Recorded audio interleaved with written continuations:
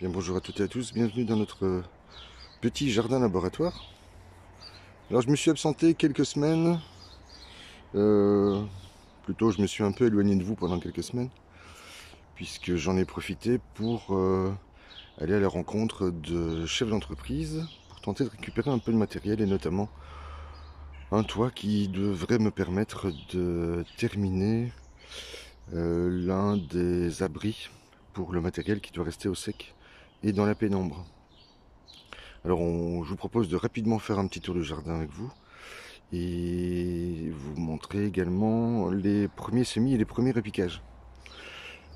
Alors bien comme vous le constatez, le jardin est en ordre. Non, je dis ça parce que nous avons subi, après les premières gelées, les premiers frimas, les premiers embruns, les premiers gels et tout ce qui est un peu contrariant pour un jardinier amateur, eh bien, nous avons subi une grande tempête hier. Donc je vais essayer de vous montrer à la fois les dégâts de la tempête, ceci dit ça n'a rien d'intéressant en soi, et puis vous montrer les travaux d'aménagement qui se sont poursuivis dans ce petit jardin.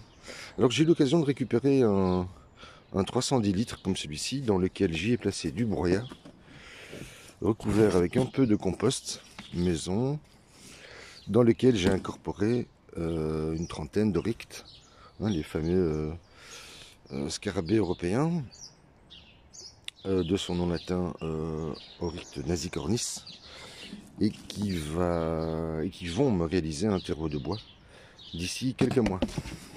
Alors je dis que je l'ai récupéré, en réalité j'ai récupéré une citerne de 310 litres, son couvercle, ainsi que 5 pieds pour 10 euros. Donc j'ai encore eu beaucoup de chance, enfin de la chance. Je pense que c'est aussi lié au fait que je me suis constitué un grand réseau de personnes qui me remettent du matériel, souvent me l'offrent ou me le laissent à quelques euros. Et c'est vrai que ça prend un peu de temps, mais quand on est amateur, je pense que c'est une bonne solution que d'aller à la rencontre de professionnels qui peuvent vous libérer du matériel à petit prix. Alors les bacs à compost sont les 3 centraux sont maintenant complets. Et d'ici quelques semaines, dès les premiers beaux jours, ils partiront dans ce petit jardin. Il me faut encore recouvrir cette planche fermée sur les côtés d'un crottin de cheval mûr et pailleux, puisque cette planche recevra les courgettes à l'avenir. Alors les dégâts du vent, vous le voyez, hein.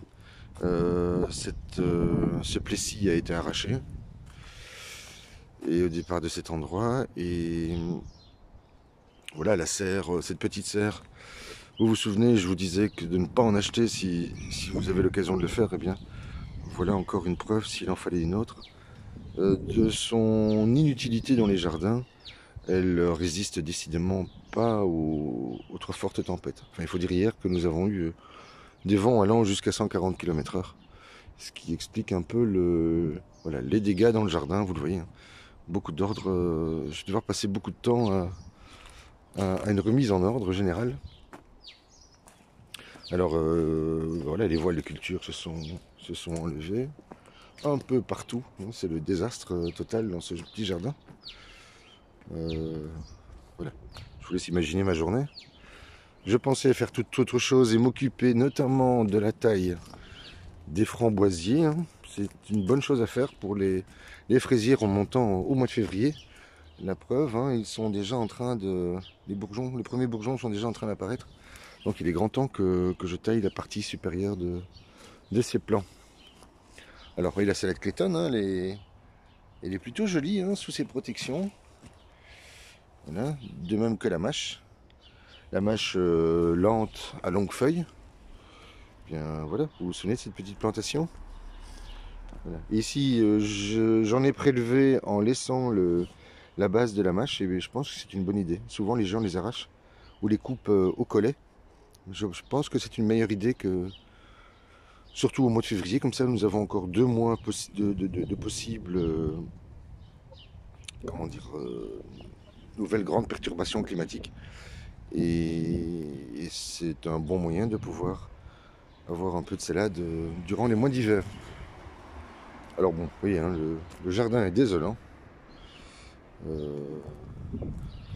Voici les oignons découverts, hein, qui ont été plantés au mois de, que je ne dis pas de bêtises, fin septembre. Voilà, les oignons Ishikura placés dans un système cartonné, vous vous souvenez? Et voilà le résultat, ça se passe plutôt bien.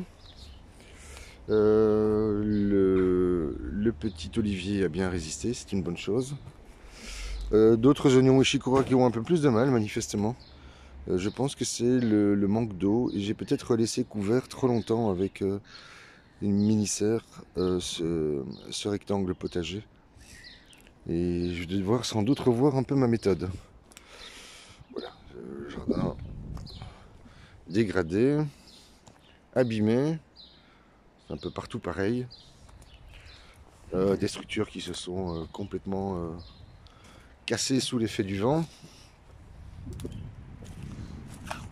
Alors je continue rapidement. Vous voyez, c'est ainsi. Alors je vous montre peut-être les premiers semis. Ah oui, tiens, entre parenthèses, j'ai eu l'occasion de récupérer ceci gratuitement il y a 10 jours. Et cet espace va être bien utile pour sortir les premiers semis de cette serre à semis, pour les placer ici en pleine lumière. Et ensuite les placer dans la pépinière. Avant de vous montrer la pépinière, je vais quand même vous montrer quelques semis préparés. Alors fort heureusement cette serre-ci n'a pas été trop abîmée.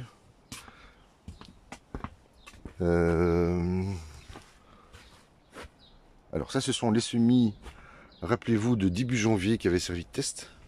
J'en ai déjà repiqué une grande partie. Ça ce sont les semis de l'hiver dernier. Ça permet en fait de prendre un peu d'avance sur l'avant-saison. Aussi des améthystes, ce sont des haricots mauves. On va tester cette expérience, c'est cette nouvelle variété cette année.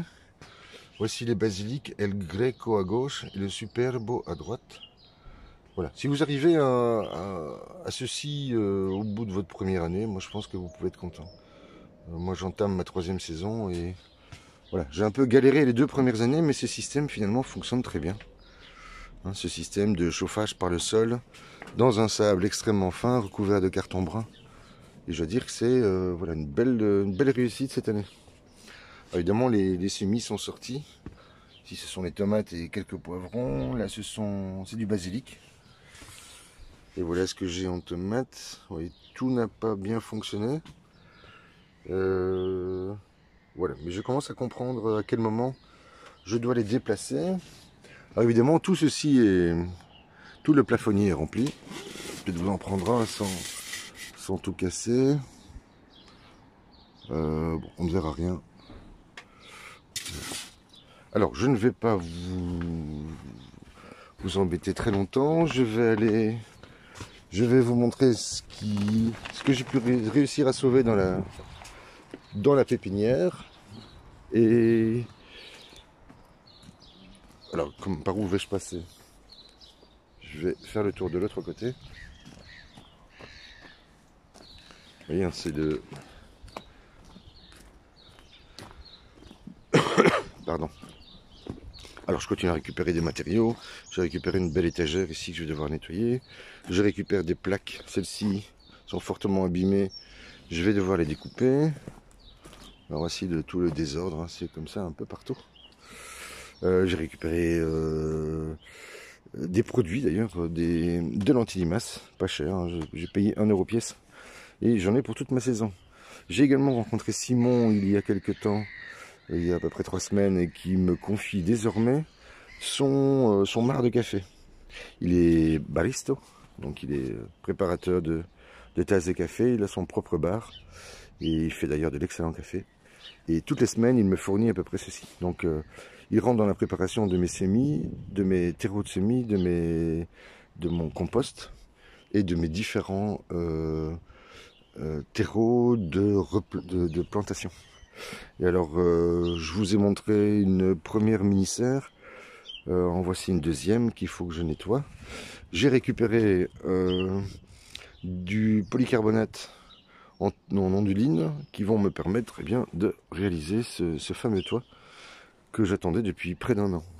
Les étagères, je vous en avais déjà parlé une précédente fois.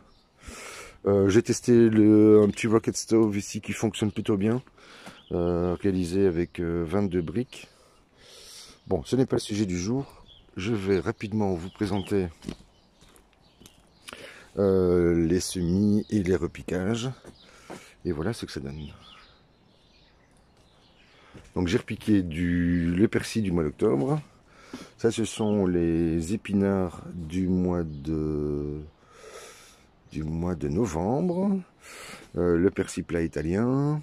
Ça, c'est de l'ail d'ornement qui ont été mis en place le 31 janvier et qui vont être placés dans le jardin, puisque ce sont des plantes que les insectes raffolent au moment de la pollinisation des jardins. Là encore du persil et des oignons blancs maison. Il y a un peu de céleri. Ici, ce sont des pois mange-tout qui grandissent dans de bonnes conditions, bien protégés. Encore des oignons blancs, ceux-ci datent du mois de janvier, ils ont été repiqués au mois de février, le 10. Un peu de salade, notamment de la 4 saisons, et il me reste une grenobloise, ainsi qu'un peu de mâche. Ça, ce sont les nouvelles bulbilles d'oignons qui ont été placées en Spencer. Là-bas, j'ai encore des mange-tout, mais j'ai également des petits pois Rheingold, Rheineperle, pardon, des petites perles du Rhin qui vont arriver, qui sont dans l'autre serre. J'aurais pu vous les montrer. C'est vrai que c'est une belle réussite cette année déjà, avant même de les mettre en production. Les semis ont levé en 5 jours et c'est très bien ainsi. Ce sont lesquels qu'il me reste. Là, c'est la roquette. Il est grand temps de la repiquer. Vous voyez comme la taille qu'elles ont pris, ainsi que les persils italiens et tunisiens. Ça, c'est le nettoyage des fraisiers qui a été réalisé. Il m'en reste encore quelques-uns à nettoyer. Mais il est grand temps que j'accélère le pas parce que, comme vous le voyez, voilà, les rejets sont déjà en place. Et nous ne sommes qu'à la moitié du mois de février. Voici donc pour terminer voilà ce que je voulais vous montrer ce week-end. Et puis nous reparlerons de cette planchée une prochaine fois. J'essaierai d'être un peu plus assidu en venant à votre rencontre. Disons une fois par semaine, voire une fois tous les 10 jours. Voilà, je vous souhaite une belle fin de journée, un bon week-end et je vous dis à très vite.